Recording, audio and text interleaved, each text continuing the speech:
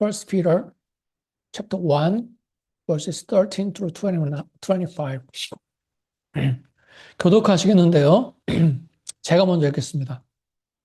그러므로 너희 마음의 허리를 동이고 근신하여 예수 그리스도께서 나타나실 때에 너희에게 가져다 주실 은혜를 온전히 바랄지어다.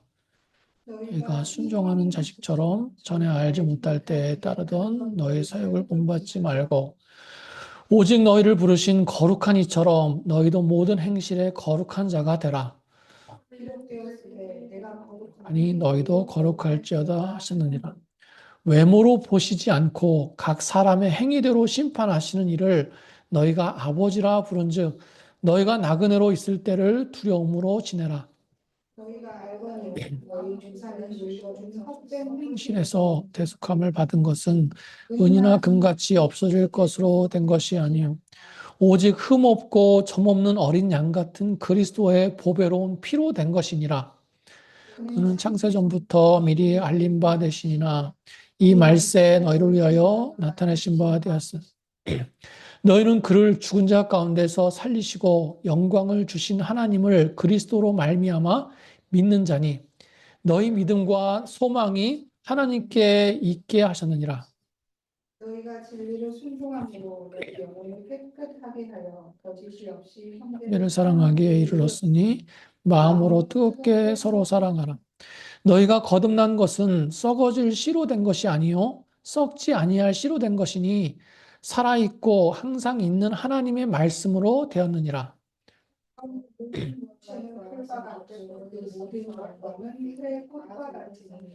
끈 마르고 다 같이 읽겠습니다. 오직 주의 말씀은 세세토록 있도다 하였으니 너희에게 전한 복음이 곧 이 말씀이니라. 아멘. 지난 시간에는요, 고난 가운데 붙잡아야 될 것이라는 제목을 가지고 말씀을 나눴습니다. 오늘은요, 고난 가운데 행해야 될 것이라는 제목으로 말씀을 나누려고 합니다. 제목이 비슷하죠? 크게 보면 다 같은 내용입니다. 고난 당할 때 우리가 무엇에 집중하고 어떻게 행해야 되겠는가? 그걸 말씀드리고 있어요. 오늘은 행하는 것에 더 비중을 두고 말씀을 드리려고 하는 것입니다. 베드로전서는 당시에 고난받는 성도들에게 베드로 사도가 보낸 서신서다 그랬어요. 그래서 지난 시간에는 우리가 고난당할 때 무엇에 더 집중해야 될지에 대해서 말씀을 드린 겁니다. 어려움을 당할 때일수록 우리가 택함받은 하나님의 자녀라는 것을 기억하면서 상기하면서 살아야 되겠다. 또 그 고난은 잠깐의 고난이고 반드시 우리에게 유익을 남기는 고난이다 그랬습니다. 그래서 우리가 고난 당할 때 그럴 때도 산 소망을 가져야 되고요. 무엇보다 구원의 은혜와 그 사랑을 묵상하면서 살아야 되겠다. 그럴 때 우리가 어려움을 이길 수 있는 힘과 능력을 얻을 수 있다. 이런 말씀을 드렸어요. 자, 그러면서 오늘 본문 말씀에서 이어서 또 뭐라고 말씀하고 있습니까? 그러므로 너희 마음의 허리를 동이고 근신하라 이렇게 말씀하고 있어요. 마음의 허리를 동이는 것 한마디로 말하면 뭡니까? 마음의 자세를 바로 하라는 거예요. 여러분 성경에서는요 허리를 동이는 것, 허리띠를 띠는 것에 대해서 의외로 자주 말씀하고 있습니다. 여러분 팔레스타인 지역에서는요 통이 넓고 긴 옷을 입어요. 그래서 일을 하거나 아니면 길을 떠나거나 아니면 전쟁을 할 때 반드시 허리띠를 조여서 옷을 고정시켜야 됐습니다. 여러분 기억하시죠? 이스라엘 백성이 출애굽할 때 허리띠를 띠고 발에 신을 신고 손에 지팡이를 잡고 출발했어요. 그러니까 출발을 위해서 준비하는 모습을 보여주고 있는 거죠. 성경에서 허리는 뭡니까? 성경에서 허리는 사람이 가진 힘을 상징해요. 힘. 힘을 상징합니다. 그래서 허리가 풀렸다. 허리가 떨린다. 이 말은 뭐냐면 두려워서 그랬든지 걱정이 많아서 그랬든지 힘을 잃어버린 모습을 나타내는 거예요. 낙심한 상태를 말할 때 그런 표현을 썼습니다. 그래서 잠언 31장을 보면 뭐라고 얘기합니까? 힘있게 허리를 묶으며 자기의 팔을 강하게 하라 그랬어요. 허리를 단단히 매는 것은 뭡니까? 일할 수 있는 에너지를 모으라 이런 뜻이에요. 예. 여러분 예수님께서도요. 이 표현을 쓰셨습니다. 누가복음 12장 35절을 보시면 예수님이 하신 말씀이에요. 허리띠를 띠고 허리를 동이라는 거죠. 허리띠를 띠고 등불을 켜고 서 있어라. 예. 주인을 기다리는 종의 모습을 비유로 말씀하실 때 하신 말씀입니다. 예. 종은 늘 준비되어 있어야 된다. 깨어 있어야 된다. 이 말씀을 하신 거예요. 그러니까 마음의 허리를 동이라 이 말은 무슨 뜻입니까? 마음의 자세를 바로 하라는 거예요. 예. 어떻게 해요? 강하게 하라는 것입니다. 마음을 강하게 해서 일할 수 있는 에너지를 모으라는 거예요.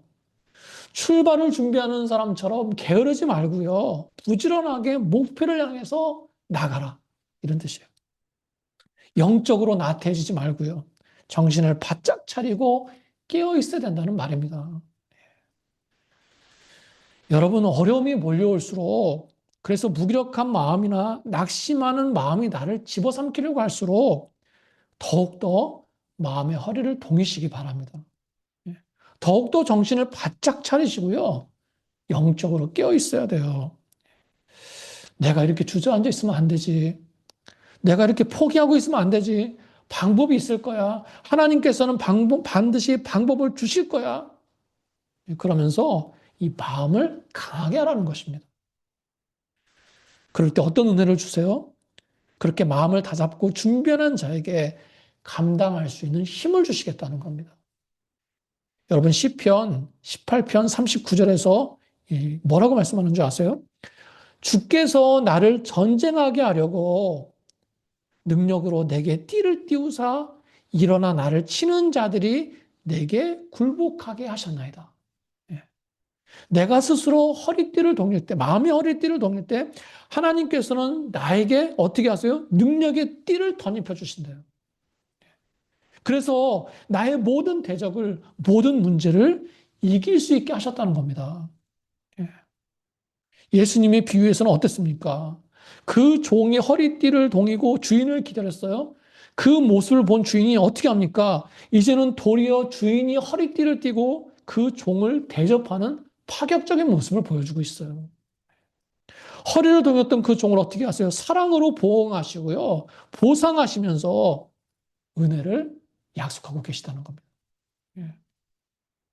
여러분, 고난당할 때 마음의 허리를 동이세요. 예, 마음을 다잡으시기 바랍니다. 처음에는 내 의지로 마음을 다잡을 수 있어요. 그런데 말씀처럼 그 마음에 하나님의 능력의 띠를 덧입혀 주신다는 거예요.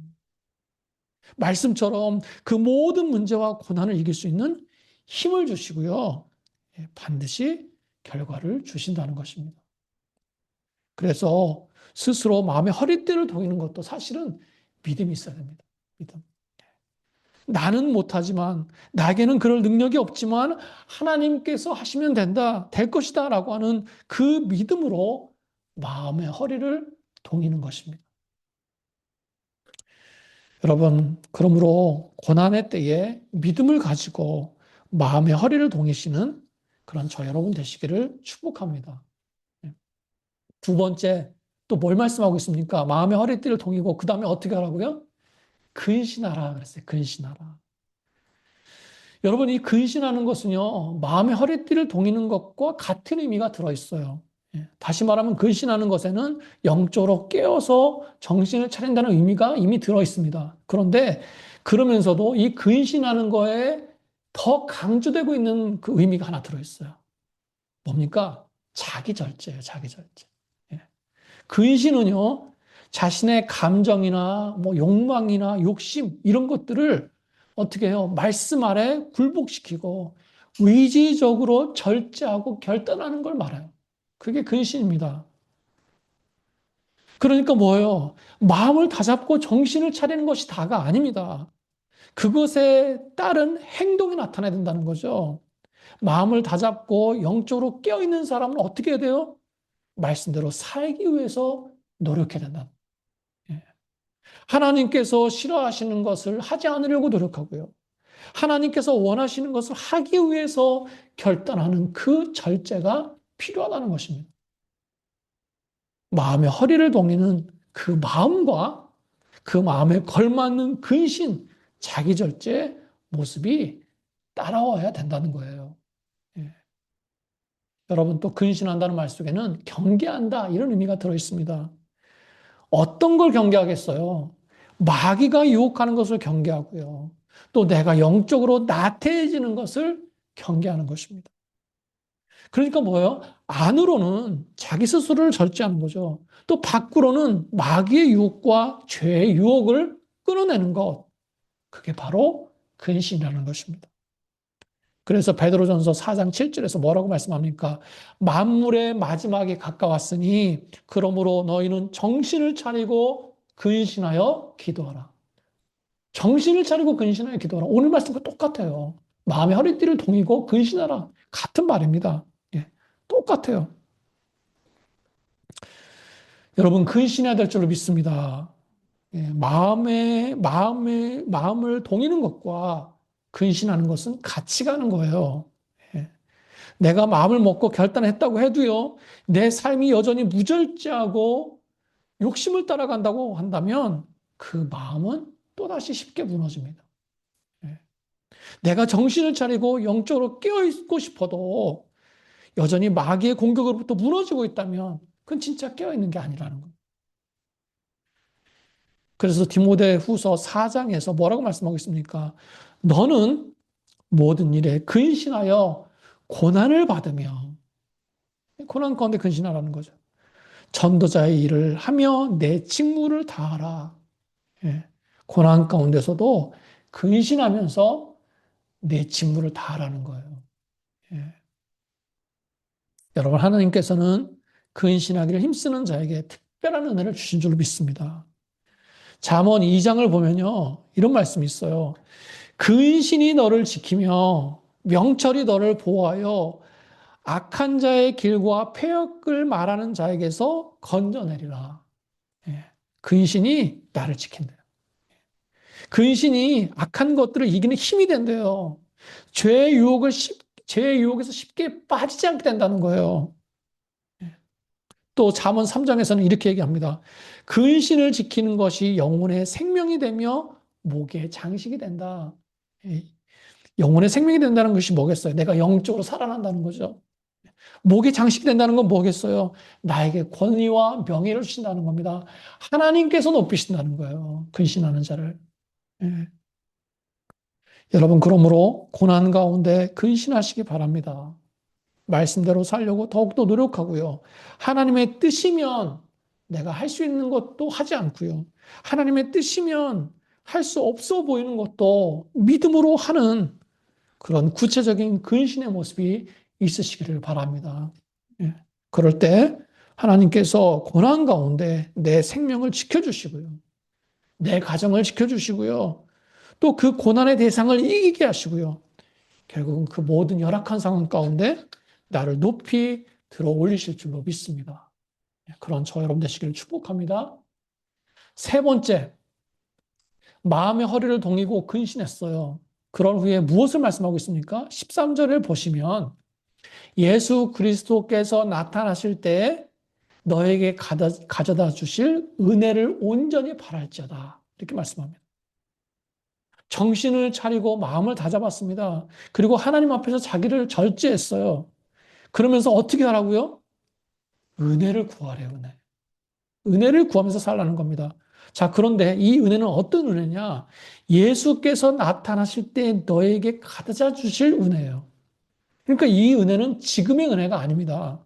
다가올 은혜예요. 궁극적으로 우리에게, 최종적으로 우리에게 주어지는 은혜라는 거예요. 여러분, 저와 여러분은요, 하나님의 은혜를 구하면서 사는 사람들이에요. 그렇죠? 그리고 믿는 자들은 늘 하나님의 은혜가 있어야지 살 수 있는 사람들입니다. 그런데 그 은혜는 사람마다 다를 수 있어요. 은혜의 때와 은혜의 분량과 은혜의 질은 다를 수 있습니다. 그건 하나님이 정하시는 거예요. 그래서 우리는 늘 하나님 앞에 넘치는 은혜를, 귀한 은혜를 달라고 늘 구하는 거 아니겠습니까? 자, 그런데 모든 사람에게 차별 없는 은혜가 있습니다. 뭐 그렇다고 해서 은혜가 차별이 있다는 말이 아닌 건 아시겠죠? 예, 사람마다 분량마다 다르지 그건 차별이 아니에요. 뭘 말씀드리고 싶은 거냐면 모든 믿는 자에게 주시는 동일한 은혜, 변함없는 은혜가 있다는 것입니다. 그게 뭐냐?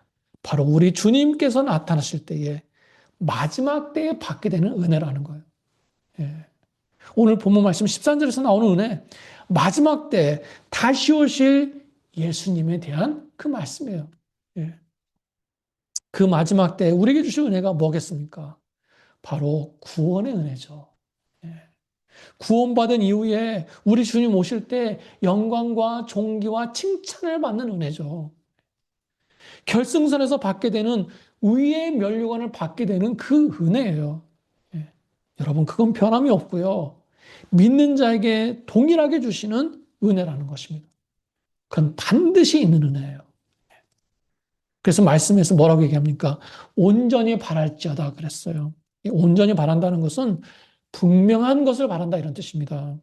불확실하고 예측 불가능하고 들쑥날쑥한 것을 바라는 것이 아니라 분명하고 확실한 것을 바란다 이런 뜻이에요. 맞지 않습니까? 구원의 은혜는 확실한 은혜예요. 그러니까 저 여러분은요, 주님 오실 때 그 마지막에 받는 분명한 은혜를 바라보면서 살아야 된다 이런 뜻입니다. 예. 좀 더 현실적으로 말씀드릴까요? 다시 오실 예수님, 재림 예수님, 그러면 우리가 그걸 믿지만 그 시와 때를 모르기 때문에 좀 막연해요. 그렇죠? 예. 아마도 우리 세대에 그걸 보지 못하고 죽을 가능성이 더 많습니다. 예. 그래서 제가 두 가지 종말론에 대해서 자주 말씀드렸어요. 종말론이 두 가지라는 게 아니고요. 말씀을 드리면 우리는 교회론적인 종말론을 가지고 살아갑니다. 예, 말씀대로 다시 오실 예수님, 재림 예수님을 기다리면서 살아가는 사람들이라는 거예요. 그러면서도 개인적인 종말을 가지고 살아가는 사람들이라는 겁니다. 무슨 말입니까? 우리가 예수님의 재림 전에 이 땅에서 연수가 다 돼가지고 정해진 시간에 죽게 된다는 거예요. 예, 그걸 개인적인 마지막 종말이다 이렇게 제가 표현하는 것입니다. 어떻게 보면 이 개인적인 종말이 저와 여러분에게 더 가까이 현실적으로 다가올 수 있어요. 그렇지 않습니까? 저는 여러분이 건강하게 100세 이상 장수하셨으면 좋겠습니다. 예, 장수하시면서 이 땅에서 남겨진 그 사명을 끝까지 잘 감당하시기 바랍니다. 그럼에도 불구하고 지금으로부터 앞으로 10년, 20년이 지났을 때 분명한 건 뭐냐면 우리가 예수님 앞에 갈 그날이 굉장히 가까워진다는 거예요. 예. 그때는 정말 하루하루 한 달 한 달을 헤아리면서 살아가야 됩니다. 오늘 말씀한 대로 한다면 그렇게 내가 죽어서 예수님을 만날 때 예, 나에게 주실 그 분명하고 확실한 은혜가 있는데 그걸 바라보면서 살아라. 이런 말씀을 지금 주고 계시는 겁니다. 여러분, 우리에게 눈에 보이는 분명한 고난이 있습니다. 그렇죠? 그 고난들 중에는 제가 지난주에 말씀드린 것처럼 잠깐의 고난들도 있어요. 연단을 위해서 혹은 하나님의 뜻과 섭리 가운데 통과해야 될 고난들이 있다는 겁니다. 그러나 반면에 이 땅에서는 해결 불가능해 보이는 그런 고난들도 있어요. 예. 정말 하나님께서 기적으로 역사하시면 가능하지만 인간적으로 볼 때, 상식적으로 볼 때 불가능해 보이는 어려움들도 있다는 것입니다. 여러분, 그러나 그것조차도 이 땅에서 끝나는 고난이라는 거예요. 예. 우리가 다른 사람의 고난을 쉽게 말할 수 없습니다. 10년, 20년 뒤에 결국 끝나는 고난입니다. 이렇게 말하는 게 때로는 굉장히 잔인한 말이 될 수 있어요. 왜냐하면 그 사람에게는 그 한 달도 그 1년도 너무너무 버겁거든요. 그걸 그냥 10년, 20년 감당하세요. 누가 그렇게 쉽게 얘기할 수 있겠습니까? 예. 여러분, 그걸 믿음이라는 말로 쉽게 말하면 안 돼요. 예. 그냥 그 고난이 불가능해 보일지라도 그럼에도 불구하고 하나님께서 해결하시길 믿음으로 기도해 주는 거죠. 예. 그리고 그 기도에 하나님께서는 하나님의 방법대로 역사하시는 겁니다. 분명한 건 뭐예요? 우리 인생 전체를 놓고 볼 때 그 어떤 고난도 이 땅에서 다 끝이 난다는 것입니다. 예. 그리고 우리에게 뭐가 있습니까? 영원한 삶이 놓여져 있어요. 예. 여러분, 예수님께서 나타나실 때 나에게 있을 그 은혜를 바라보면서 살고 계십니까? 또 내 개인적인 정말 이 땅을 떠나서 예수님을 다시 만났을 때 받게 될 그 은혜를 사모하시면서 살고 계십니까? 예, 그래야 된다는 거예요. 나를 내일 부르셔도 내가 두 손 들고 나갈 수 있는 그 담대함을 가진 사람이 고난을 두려워하지 않을 수 있는 것입니다. 천국에 대한 소망을 가진 사람, 예, 그 사람은 고난 중에도 흔들리지 않는 거예요. 여러분, 그 은혜를 바라보면서 사시기를 축복합니다. 예. 정신을 차리고 마음의 허리를 동이고 근신하면서 살 뿐만 아니라 마지막에 나에게 주실 그 은혜를 사모하면서 살아갈 때 우리가 지금의 고난을 이기면서 살 수 있는 줄로 믿습니다. 예. 그리고 간절히 바라기는요, 미래에 주실, 마지막에 주실 그 분명한 은혜뿐만 아니라 지금 주실 은혜도 주시기를 바랍니다. 예. 어떻게 보면 저 여러분에게는요, 오늘 하루를 버틸 만한 당장의 은혜가 더 절실하게 필요할지 모르겠어요. 예. 여러분 말씀은요, 미래의 은혜만 얘기하지 않습니다. 바로 지금 이 순간에 나에게 부어주시는 현재적인 은혜도 풍성하게 말씀하고 있어요. 히브리서 4장에서 뭐라고 얘기합니까? 우리가 하나님의 긍휼하심을 받고 때를 따라 돕는 은혜를 받는다 그랬습니다. 때를 따라 돕는다. 가장 필요한 순간에 필요한 모습으로 도움을 주신다는 거예요.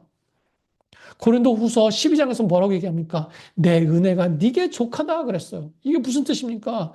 고난이 있는 지금 이 상태로도 충분히 살 수 있는 현재의 은혜를 공급해 주시겠다는 거예요.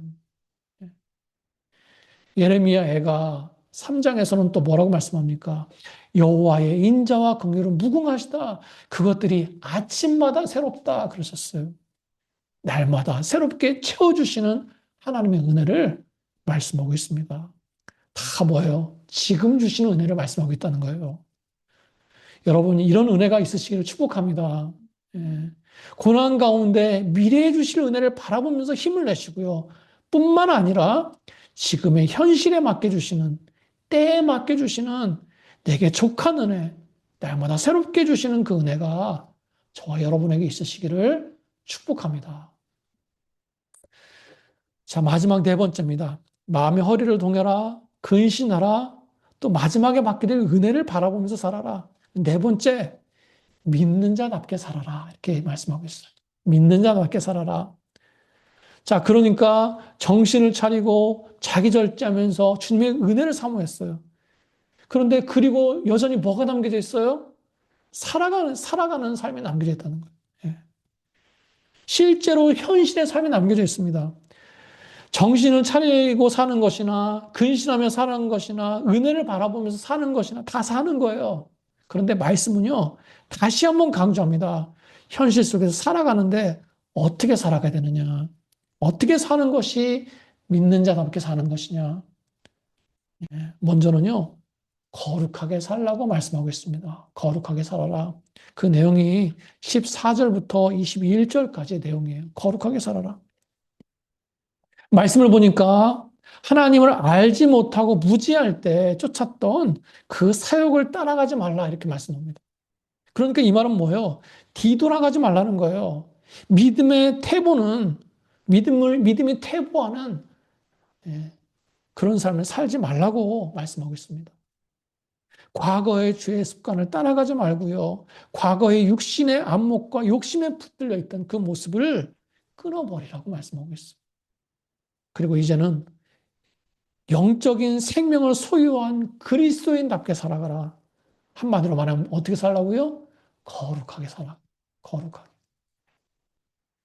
15절 말씀 보세요. 15절. 오직 너희를 부르신 거룩한 이처럼 너희도 모든 행실에 거룩한 자가 되라. 그러니까 우리의 거룩의 기준이 어디 있어요? 바로 하나님께 있어요. 하나님처럼 거룩하래요. 여러분, 그런데 우리가 그렇게 살 수 있습니까? 못하죠. 그런데 왜 우리에게 이런 말씀을 주셨습니까? 먼저는요, 그렇게 거룩함을 담기 위해서 노력하라는 거예요. 힘쓰라는 거예요. 못하기 때문에 하지 않는 것이 아니라 그렇게 되려고 노력하라는 것입니다. 하나님 아버지의 거룩함을 담길 힘쓰라는 거예요. 그리고 말씀을 자세히 보세요. 하나님의 거룩함을 힘입어 그랬습니다. 힘입어. 이 말은 무슨 뜻이냐? 하나님의 거룩함을 덧입으라는 거예요. 덧입으라. 예. 여러분, 내 속에는 거룩의 능력이 없습니다. 예. 거룩의 능력은 하나님께 있고 성령님께 있는 거예요. 그래서 내가 하나님 앞에서 거룩해질 수 있는 것은 뭐냐? 하나님의 거룩함이 나를 덮어야 돼요. 예. 그 거룩함이 나를 채워야 됩니다. 나의 부족함을 덧입혀 주셔야지 내가 거룩하게 살 수 있어요.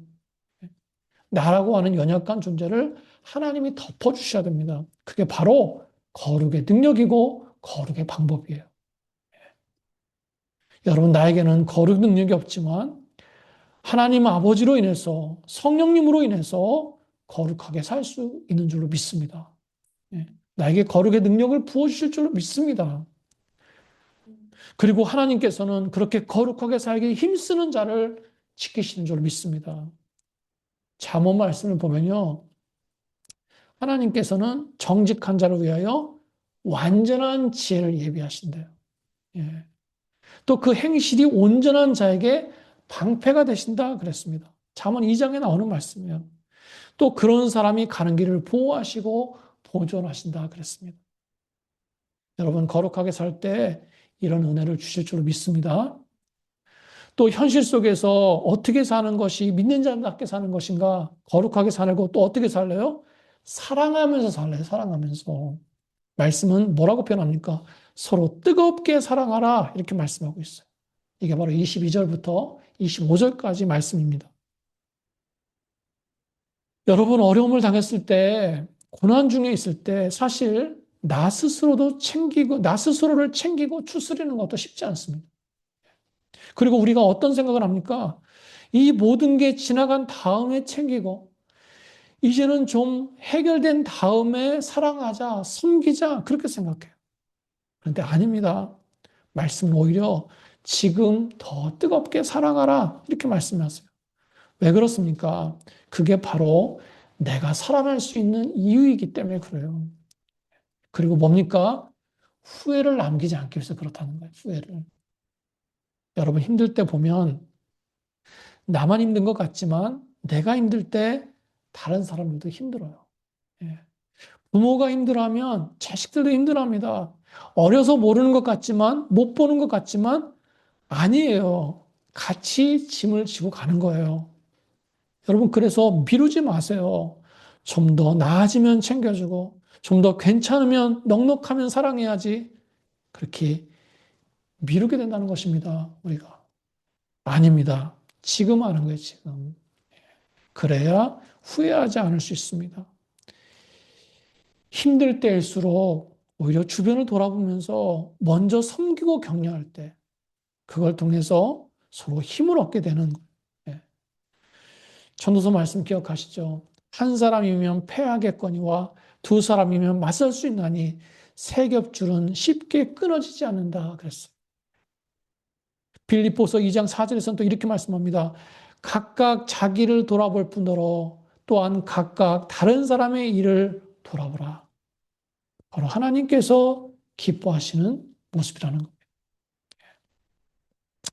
여러분, 기도의 동역자를 주신 것을 감사하시기 바랍니다. 믿음의 동역자를 가까이 두게 하신 걸 감사하세요. 나를 힘들게 하는 사람도 있어요. 그러나 나를 아끼고 사랑하는 사람도 있습니다. 그런 사람들을 마음에 두고 힘을 내세요. 그리고 내가 그 누군가에게 그런 사람이 되어주세요. 예.